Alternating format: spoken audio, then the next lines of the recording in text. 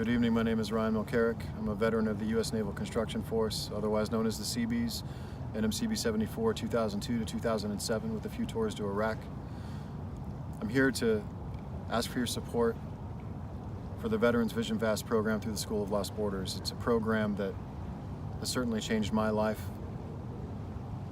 I went out on the land for 11 days with my fellow veterans and civilians and went deep within myself. I took that time that you don't get typically in veterans transition to actually sit and answer that question of who am I? Who am I without titles and suits and the perception of being a veteran? Who am I naked in the world, amongst the trees and the sky and the water? And taking that time by myself as well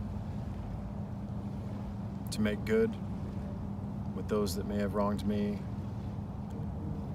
to ask forgiveness for those that I may have wronged in the past, to actually cultivate relationships and find my voice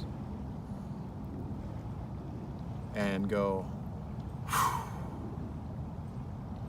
and breathe and learn some frameworks that I've carried back into life, in my professional life and my personal life, of actually how to sit into circle and authentically connect person to person, human to human. I was able, out in Eastern Washington, to share the burdens that I've been carrying inside from service and from my childhood, and leave some of that out on the land because Mother Nature, she can take it.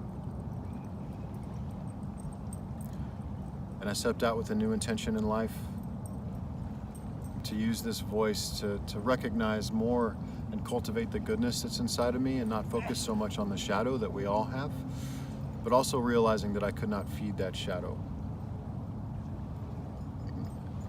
A wild wolf with an innocent heart.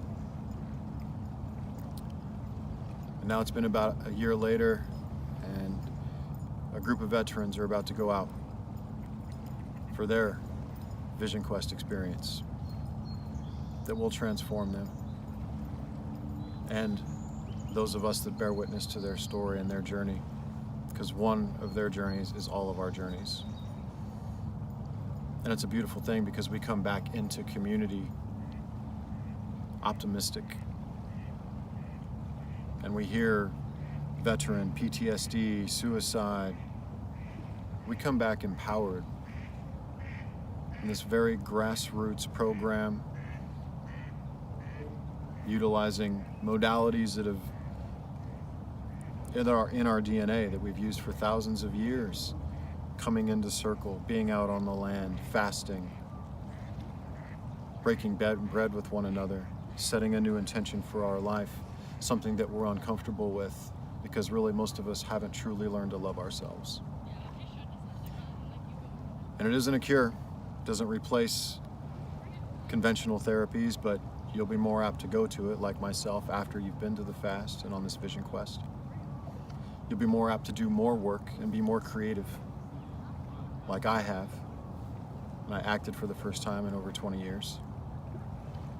Something that I had done before service and was afraid to do after. And come back and use my voice. And coming back into society after that has been a challenge. And I've had some of the greatest things happen in my life. I found a new love. Professionally, things have been really great. But at the same time, I've been extremely humbled and reminded that if I feed that shadow and I don't focus on my goodness, and I'm not whole and pure and true and loyal to myself and accountable to my family, my community, and the people that I love, then I can go back and hit that self-destruct sequence. However, when I start to think about that, and it does creep up once in a while, I remember that day out on the land and watching the birds and giving that which I had to the earth that always sat as anxiety inside my stomach. And took my course in life like this, and it actually set me like this, and you still waver. It's never perfect. It's always work, and it's always a journey. But I know I'm going where I'm intended to go. So with a Seattle University independent study, we're actually getting to the level of measuring cortisol levels before and after, so we can quantify the positive effects. But I'm just going to tell you through my story and what I've seen in the veterans that I know, this is a life-changing experience, and it takes 11 days. It isn't a weekend program. It takes that time that we are owed, that is our birthright, to give to ourselves. So ultimately, we're better fathers, mothers, sisters, brothers, uncles when we come back into community. So I ask your support for this program. It's extremely grassroots, grounded with the School of Lost Borders legacy of providing rites of passage for over 30 years. I appreciate you taking time to hear my story, and I hope to bear witness to yours sometime.